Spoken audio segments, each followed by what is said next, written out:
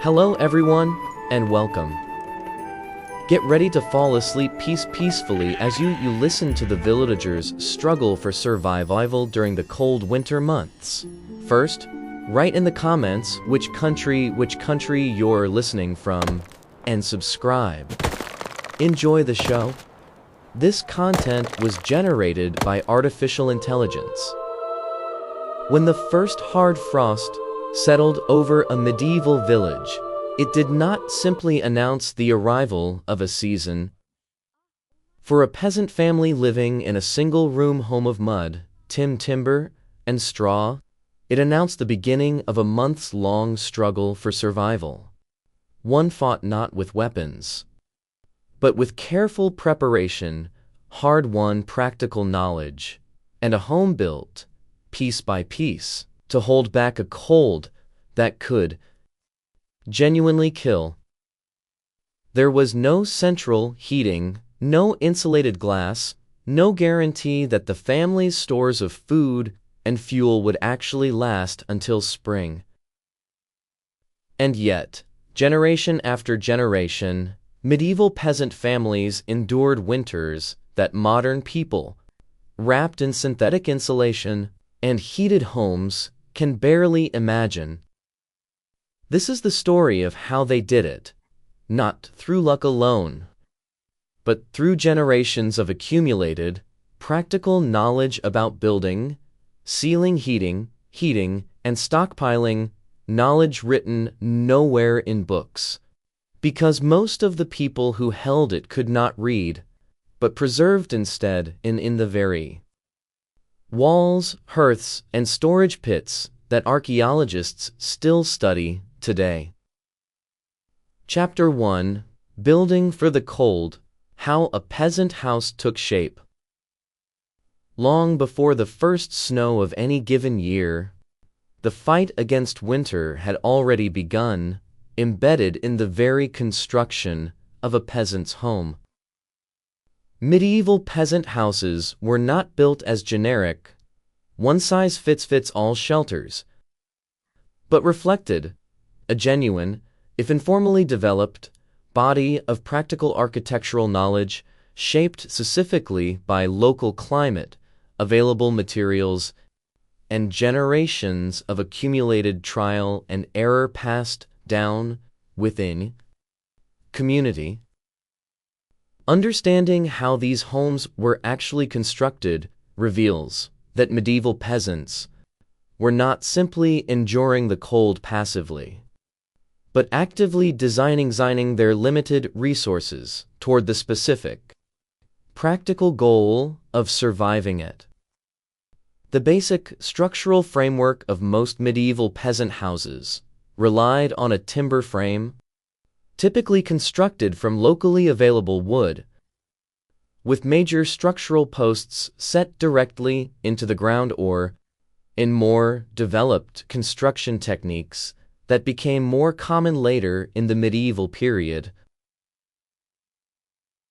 upon low stone or timber footings intended to reduce direct ground contact and resulting wood decay. This timber frame was then filled in using a technique known as wattle and daub, in which a woven lattice of thin branches, the wattle, was tacked and coated with the thick mixture known as daub, typically composed of clay, mud, straw, and often animal dung, materials chosen not simply because were cheap and locally available, though this mattered enormously to a peasant family with extremely limited resources,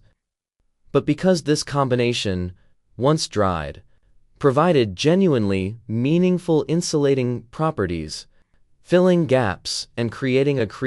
a relatively solid, wind-resistant wall considerably more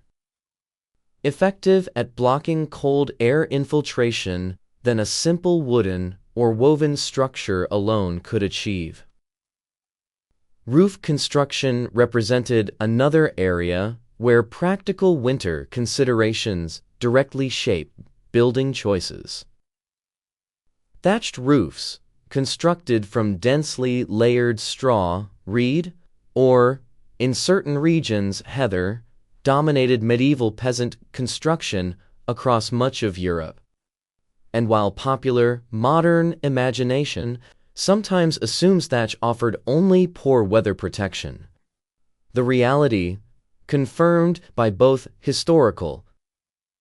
accounts and modern experimental archaeology projects that have reconstructed and tested traditional thatching techniques,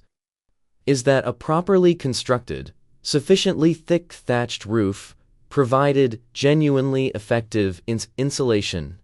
and rain resistance, trapping a meaningful layer of insulating air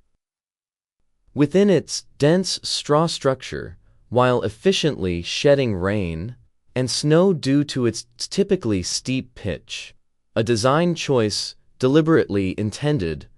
to prevent the accumulation of heavy, potentially structurally dangerous snow load on the roof itself. The overall size and layout of a peasant house also reflected practical winter considerations, since a smaller, more compact living space required considerably less energy to heat than a larger structure, an important consideration for a family relying entirely on a single hearth fire for warmth throughout the winter months. This practical logic helps explain why most ordinary medieval peasant houses remained relatively modest single-room, or at most two-room, structures throughout much of the medieval period, despite housing an entire family, since this compact design directly served the essential winter survival goal of concentrating limited available heat within the smallest practical living space, a design principle medieval builders understood through practical experience, even without any formal scientific understanding of thermodynamics. Chapter 2: Sealing out the wind, insulation without modern materials. Beyond the basic structural design of a peasant home, medieval builders and homeowners had developed a genuinely sophisticated, if informally transmitted, understanding of how to minimize heat loss through careful attention to sealing, insulating the various gaps, openings, and vulnerable points any simple timber and daub structure inevitably contained. This ongoing maintenance work, often performed and refined seasonally as autumn approached and the coming winter grew closer, represented an essential, practical skill passed down through direct family and community demonstration rather than through any written instruction. Windows presented one of the most significant challenges to effective winter insulation, since glass, while it did exist in the medieval period, remained an expensive luxury material entirely out of reach for ordinary peasant households throughout most of the era, reserved almost exclusively for churches, wealthy monasteries, and the homes of the nobility. Peasant homes instead relied on small window openings covered with wooden shutters, sometimes supplemented with additional materials, such as oiled cloth or parchment, stretched across the opening, a technique that could allow a limited amount of diffused light through, while still providing meaningfully improved wind resistance compared to a fully opened shutter. Though even this improved system remained far less effective at retaining heat than glass would eventually prove to be in later centuries. During the coldest, most severe periods of winter, many peasant families likely simply kept window shutters closed entirely for extended periods, accepting near total darkness within the home as a necessary trade-off for retaining precious warmth, a genuinely difficult daily reality that modern audiences, accustomed to abundant artificial lighting, can easily underestimate. The junction between walls, roof, and door frame required particular ongoing attention, since these connection points represented the most likely locations for cold air infiltration to develop over time as materials naturally settled, shrank, or cracked with age and weather exposure. Regular maintenance of the wattle and daub wall surfaces, including periodic repair and reapplication of the dab mixture wherever cracks or gaps had developed, represented an essential and recurring seasonal task, one that archaeological and historical evidence suggests was typically, specifically during the drier months of late summer and early autumn, timed deliberately to ensure the repaired daub had adequate opportunity to fully dry and cure before the arrival of winter's more severe cold and precipitation.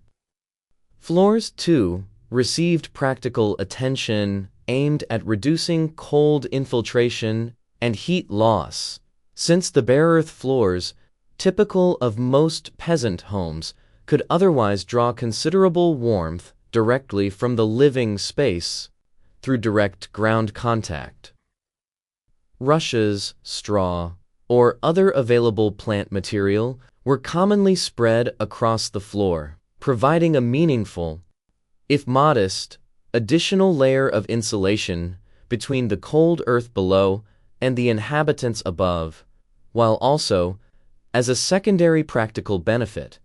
offering some improvement in overall comfort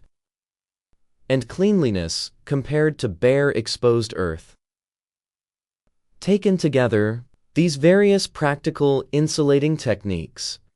however simple and inexpensive by later standards, represented a genuinely thoughtful, experience-based system of cold weather adaptation, developed and refined by ordinary people who possessed no formal scientific education, but who, nonetheless accumulated, through hard necessity and generations of trial and error, a remarkably effective practical understanding of how to keep a simple home meaningfully warmer through the harshest months of the medieval year. Chapter 3: Sharing the Roof, Animals, Warmth, and the Byre House. Among the more surprising, yet thoroughly well-documented, practical winter survival strategies employed by medieval peasant families across much of Europe was the deliberate practice of sharing living space directly with livestock during the coldest months of the year, an arrangement historians, archaeologists refer to using the term Byre house, describing a specific and widespread building type in which animals and humans occupied the same single structure, typically separated by only a low partition wall or simply by the practical arrangement of space within a single undivided room. The underlying logic behind this arrangement, however unusual it may appear to modern sensibilities accustomed to strict separation between human living space and animal housing, rested on sound and genuinely effective practical reasoning. Livestock, particularly cattle, generate substantial body heat as a natural consequence of their large body mass and ongoing metabolic processes. Heat that, when animals were housed within or immediately adjacent to a family's own living space, could meaningfully supplement the warmth generated by the household's central hearth fire, providing genuinely valuable additional heating capacity at essentially no additional fuel cost to a family whose fuel supplies, as later chapters will explore, remained a genuinely precious and carefully managed winter resource. Archaeological excavations of medieval peasant house sites across numerous regions of Europe have confirmed the widespread reality of this byre house arrangement, revealing structural evidence including distinct floor surfaces, drainage channels specifically positioned to manage animal waste, and material remains consistent with animal habitation concentrated within one clearly defined portion of an otherwise single, undivided domestic structure. This evidence spans a wide range of medieval regions and time periods, though the specific details of byre house construction, including the precise degree of separation maintained between human and animal living areas, appear to have varied considerably depending on local building traditions,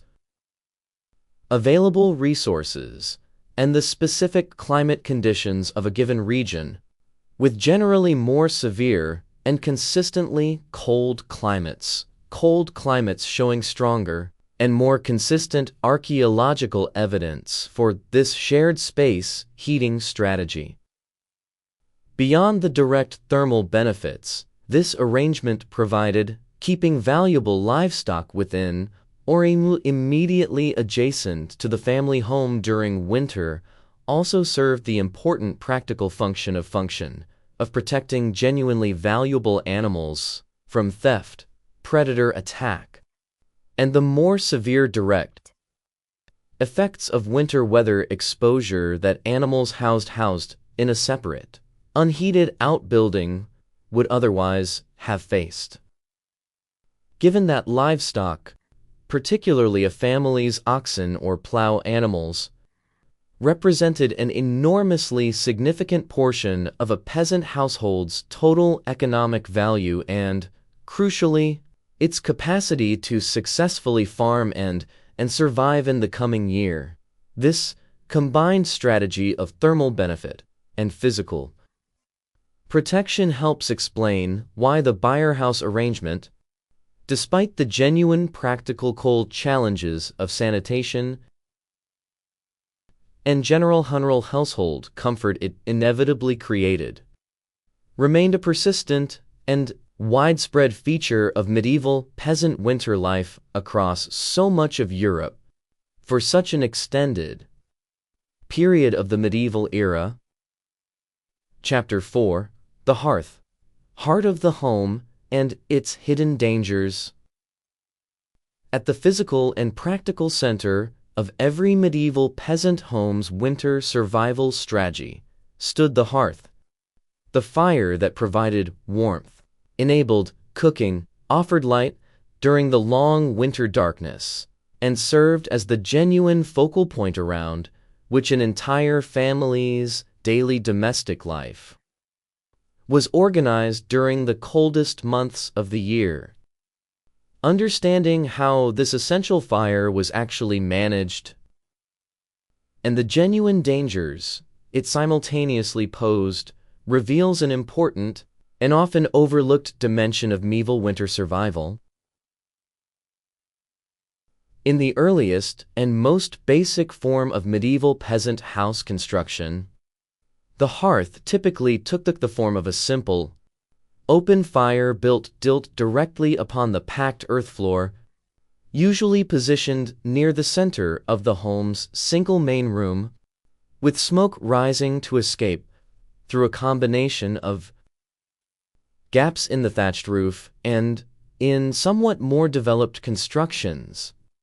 a designated smoke hole deliberately left open in the roof structure directly above the fire. This arrangement, while functional and relatively simple to construct and maintain,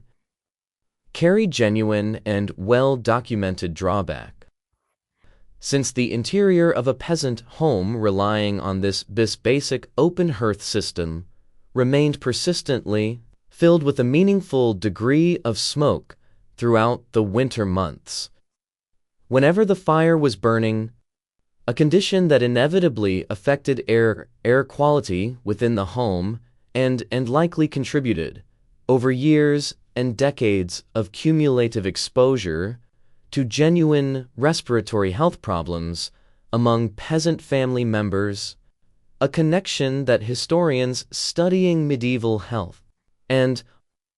archaeological skeletal evidence have increasingly recognized as a significant, if historically underappreciated, aspect of ordinary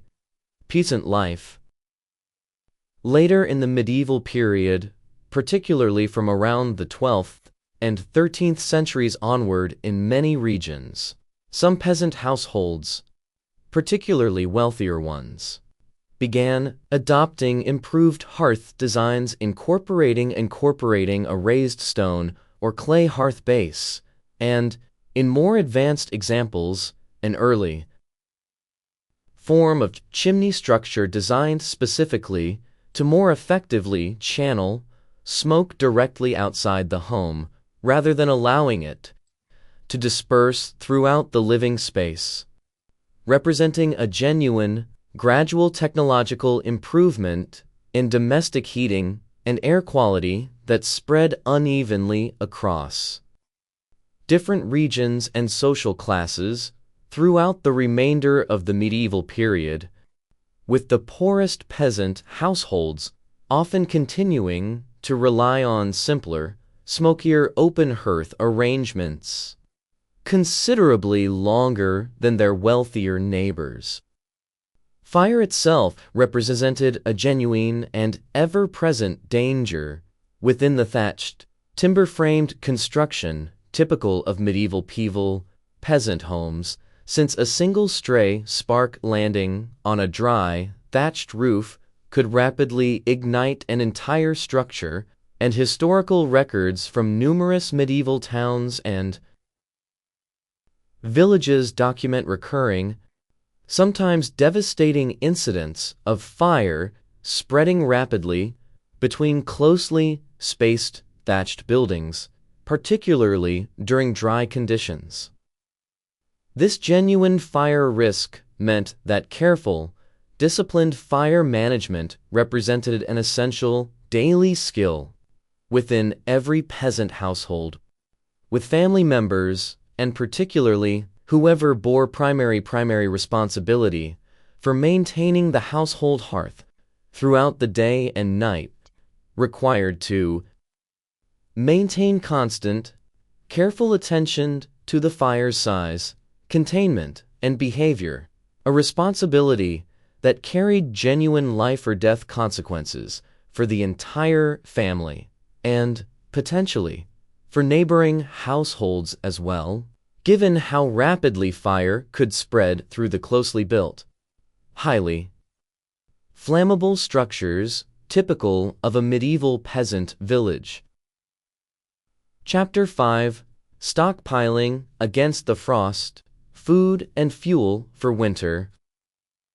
Successfully surviving a medieval winter required considerably more than simply constructing an adequately insulated home and maintaining a functional hearth fire, since both food and fuel needed to be secured, processed, and carefully stored in sufficient quantity, all before winter's arrival. Demanding annual undertaking that occupied a significant portion of a peasant family's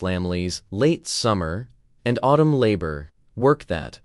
while less immediately visible to modern audiences than dramatic harvest scenes, proved every bit as essential to a family's ultimate winter survival. Fuel storage represented an ongoing and genuinely demanding seasonal challenge, since a family's entire winter supply of firewood needed to be gathered, cut to appropriate size, and properly dried well in advance of the season when it would actually be needed, since attempting to burn freshly cut, undried wood produces significantly less usable heat while generating considerably more smoke, a genuinely undesirable outcome, given the air quality concerns discussed in the previous chapter.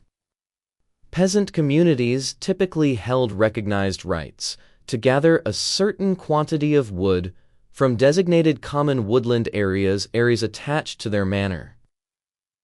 Rights that were often carefully regulated and sometimes explicitly recorded in manorial documents, reflecting the genuine economic and practical importance that reliable access to sufficient winter fuel held within medieval rural society,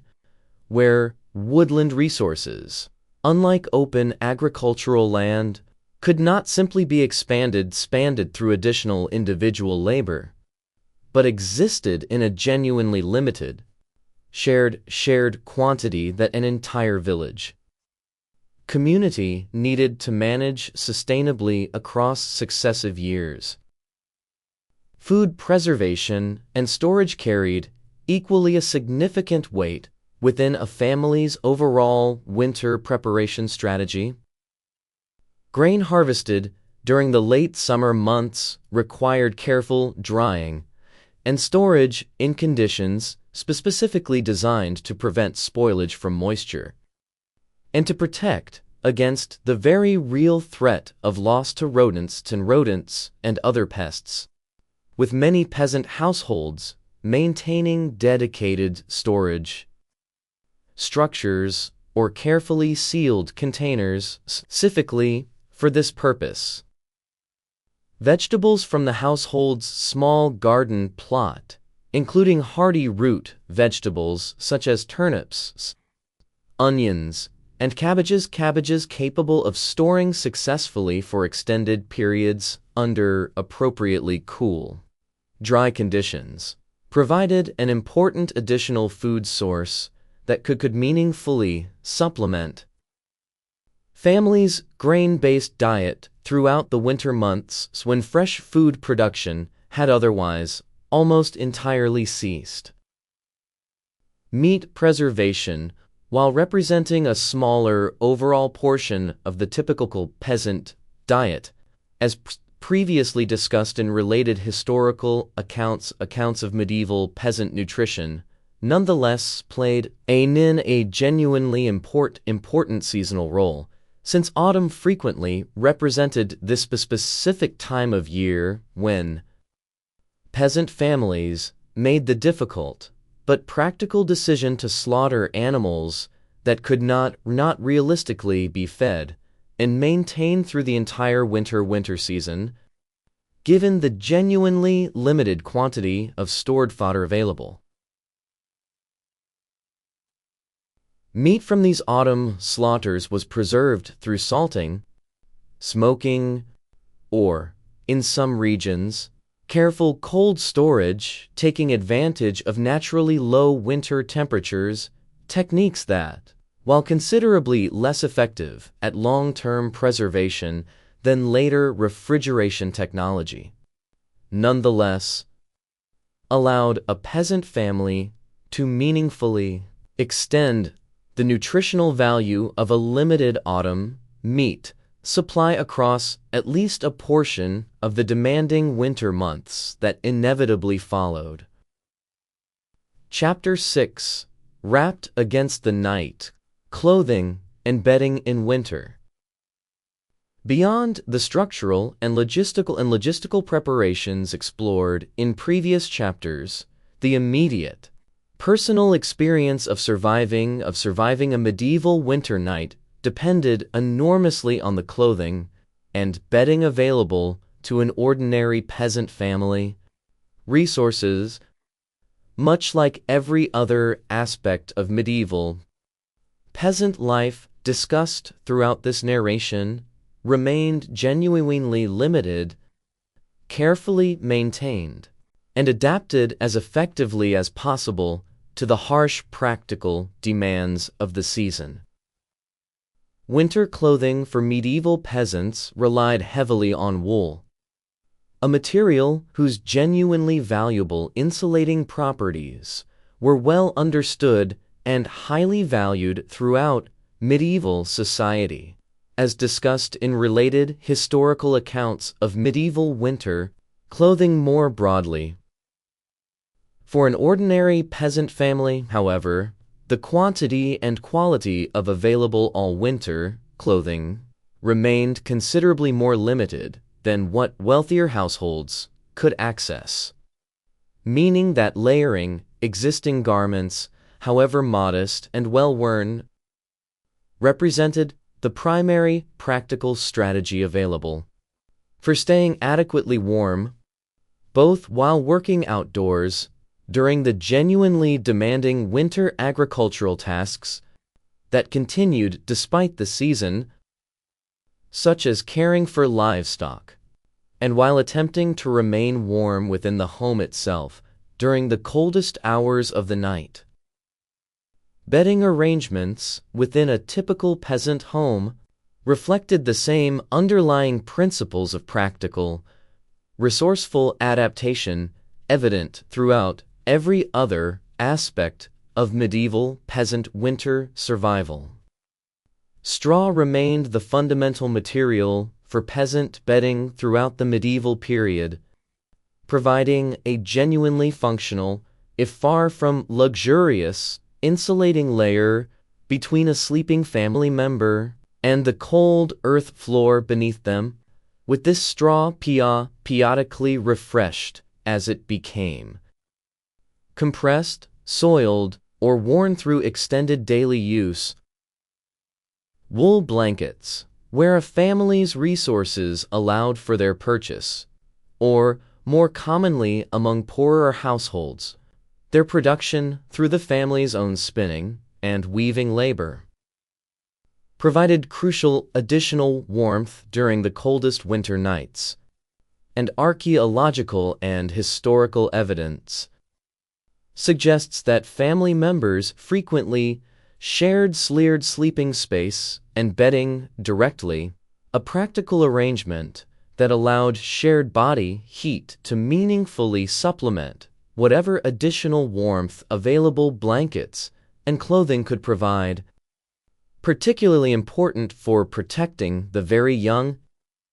and the elderly, the family members generally most vulnerable to the genuine dangers that severe winter cold posed. The genuine scarcity of adequate winter clothing and bedding among the poorest peasant households carried real, and sometimes fatal consequences, and historical records from various medieval regions occasionally document instances of death attributed directly to cold exposure among the poorest members of rural society, individuals lacking access to sufficient clothing, bedding, or adequately maintained shelter to successfully weather the season's harshest conditions. This sobering reality underscores an important and recurring theme throughout this entire narration: that successful winter survival in medieval society depended not merely on general practical knowledge, widely shared and understood across the entire peasant population, but also, quite significantly, on a family's specific economic circumstances, since even identical practical knowledge could produce dramatically different survival outcomes depending on a family's actual access to adequate clothing, fuel, food stores, and structurally sound shelter, a genuine inequality of winter survival capacity that persisted throughout medieval rural society, and that later chapters of this narration will explore in greater depth, particularly when examining the especially difficult challenges faced during genuine famine winters and periods of broader agricultural crisis. Chapter 7: A village working as one, communal winter survival. While individual peasant households bore primary responsibility for their own specific winter preparations, medieval village life throughout much of Europe was fundamentally structured around patterns of mutual cooperation and shared resource management that extended meaningfully into the specific challenges of winter survival, reflecting the broader communal character of medieval agricultural society, discussed in related historical accounts of medieval peasant life more generally. Shared access to common resources represented one of the clearest and most practically significant expressions of this communal winter survival strategy. Common woodland, discussed in the previous chapter regarding fuel gathering, typically operated under specific, community-recognized rules governing how much wood individual households could gather and precisely when and how this gathering could take place, rules that, while ultimately subject to the authority of the manorial lord who technically owned much of this woodland, were nonetheless frequently shaped and enforced through the practical, day-to-day cooperation and mutual oversight of the village community itself. Since a village's long-term fuel security depended directly on preventing any single household from over-harvesting shared woodland resources in ways that would leave insufficient wood available for the wider community in subsequent years. Labor-sharing arrangements similarly extended into specific winter preparation tasks, particularly those requiring more collective effort or specialized skill than a single household could easily provide alone. Roof thatching and repair, for example, frequently involved cooperative labor exchanged between neighboring households, since properly maintaining an effective winter roof required genuine skill and often benefited from additional hands beyond what a single family could provide. A practical, cooperative arrangement reflected in various historical and later folk records describing communities coming together specifically to assist with essential seasonal building maintenance and repair work before the arrival of winter's harshest conditions. Beyond these more formally structured cooperative arrangements, the physically close, densely clustered layout typical of most medieval villages itself provided meaningful practical winter benefits. It's difficult to fully separate from more formal community structures. Neighboring households, living in close physical proximity within a compact village settlement, were positioned to more readily notice and respond to a neighbor's genuine emergency, whether a house fire, as discussed in the previous chapter's examination of hearth-related dangers, a sudden serious illness, or another household's insufficient food or fuel supplies discovered partway through a particularly harsh winter season. While medieval society certainly contained genuine inequality, at times, meaningful tension between different households and social classes within a single village, as later chapters exploring famine winters will more directly examine, the underlying practical reality remained that successful village-wide winter depended, to a genuinely significant degree, on this dense web of mutual observation, informal cooperation, and shared community resource management that connected individual peasant households into something considerably more resilient than any single isolated family could have achieved entirely on its own. Chapter 8: When the Body Suffers, Illness in the Cold Months. Winter brought with it a genuinely distinct and significant pattern of illness and physical hardship within medieval peasant communities. A seasonal health burden shaped by the specific combination of cold exposure, reduced nutritional intake, close indoor confinement, and diminished sunlight that characterized the winter months across much of medieval Europe. And understanding this seasonal health pattern offers important insight into the genuine physical toll that winter survival exacted on ordinary peasant bodies. Respiratory illness represented a particularly significant and well-documented seasonal health burden, a pattern directly connected to several factors already discussed throughout this narration. The smoky, poorly ventilated interior air typical of many peasant homes, particularly those still relying on simpler open hearth designs, lacking effective chimney systems,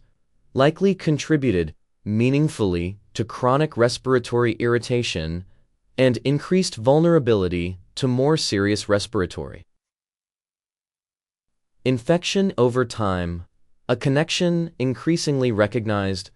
through modern archaeological and skeletal analysis, revealing physical evidence of chronic respiratory inflammation among medieval populations. This baseline vulnerability, combined with the simple, unavoidable reality that cold weather itself creates conditions genuinely favorable to the transmission and severity of numerous respiratory illnesses, a pattern medieval people understood empirically through direct observation, even without any modern scientific understanding.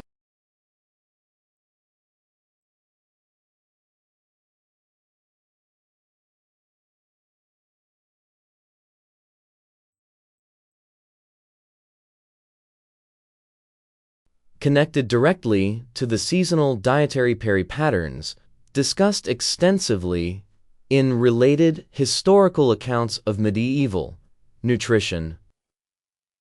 As stored winter food supplies gradually diminished across the season, and particularly as fresh vegetables and fruit, valuable sources of certain essential vitamins, became almost entirely unavailable during the depths of winter across most of Europe. Peasant families frequently experienced a genuine decline in overall nutritional quality during the late winter and early spring months, specifically, a pattern that likely contributed to increased vulnerability to illness precisely during the period when a family's stored fuel and food reserves, along with their physical resilience, built up from the previous year's harvest, had already been most heavily depleted by the demands of the preceding winter months. Joint pain, arthritis, and other conditions connected to cold, damp living conditions, and the genuinely demanding physical labor characteristic of medieval peasant life, also appear with notable frequency in the skeletal evidence recovered from medieval burial sites. Evidence of the cumulative toll that decades of hard physical labor combined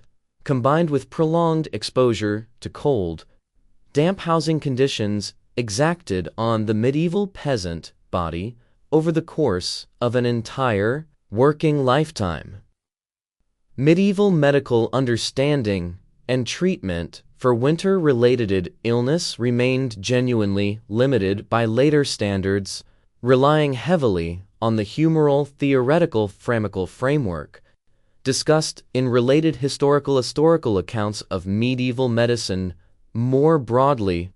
alongside various herbal remedies and practicare provided within the household or, where available, through the more limited medical knowledge accessible through local religious institutions, meaning that a peasant family facing serious winter illness typically depended far more heavily on the body's own natural resilience and whatever basic supportive care family and community members could provide than on any genuinely effectual intervention in the modern sense. Chapter 9: Famine Winters, when preparation was not enough. Despite the genuinely sophisticated, hard-won practical knowledge that medieval peasant communities developed and applied toward winter survival, discussed throughout this narration, certain winters overwhelmed even the most careful and thorough preparation, producing genuine famine conditions with devastating and sometimes fatal consequences across affected regions. And understanding these crisis periods reveals both the genuine limits of medieval winter survival strategies and the particular vulnerability that certain conditions could create even within an otherwise resilient and adaptive rural society. The underlying causes of famine winters typically traced back not to the winter season itself, but to failures occurring earlier in the agricultural year, since a family or village's entire winter survival strategy depended fundamentally on successfully accumulating adequate food and fuel stores during the preceding spring, summer, and autumn months. A poor harvest, resulting from excessive rain, drought, crop disease, or other agricultural disruption, meant that a family entered the winter season with meaningfully reduced food stores from the very beginning, regardless of how skillfully that family subsequently managed and rationed whatever limited supplies they did successfully accumulate, a genuinely difficult reality that meant even the most careful and experienced peasant household could find itself facing genuine winter starvation risk through circumstances substantially beyond their direct individual control.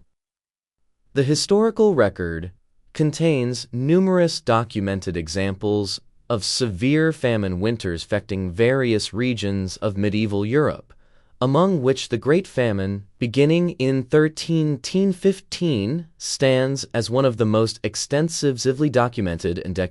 and devastating, when several consecutive years of unusually heavy rainfall across much of northern Europe produced catastrophic harvest failures,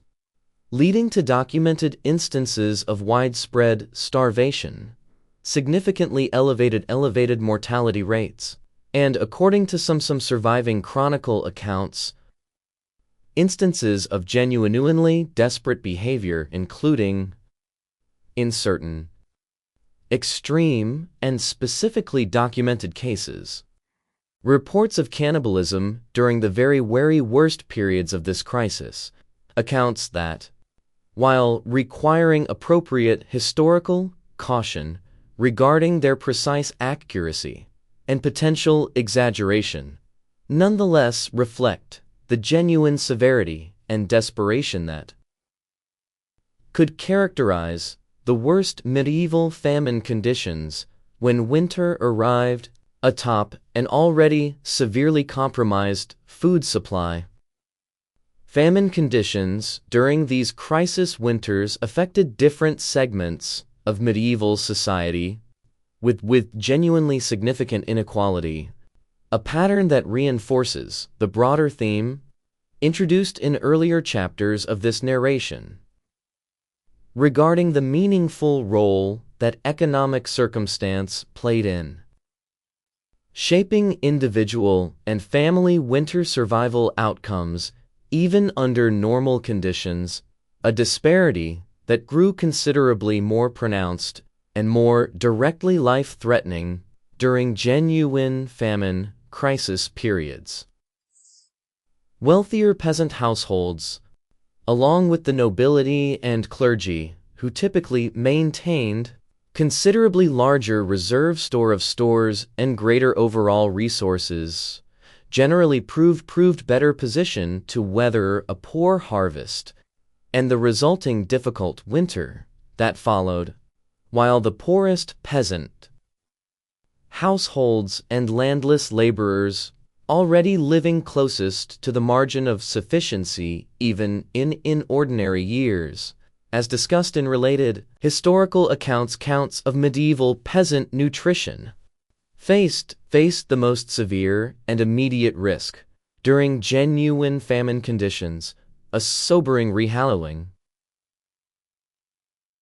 Chapter examining the role of charity and religious institutions during these crisis periods will explore in greater depth. Chapter 10, the Church, Charity, and the Poorest of the Poor.